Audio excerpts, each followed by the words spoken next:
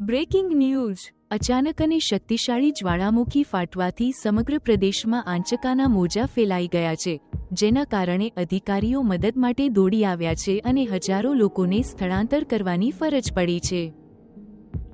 આજે વહેલી સવારે પેસિફિક રિંગ ઓફ ફાયરમાં માઉન્ટ પાયરો ખાતે જ્વાળામુખી વિસ્ફોટ થયો હતો, જેનાથી વાતાવરણમાં રાખના માઇલો ફેલાઈ ગયા હતા અને નજીકના ગામડાઓ છવાઈ ગયા હતા।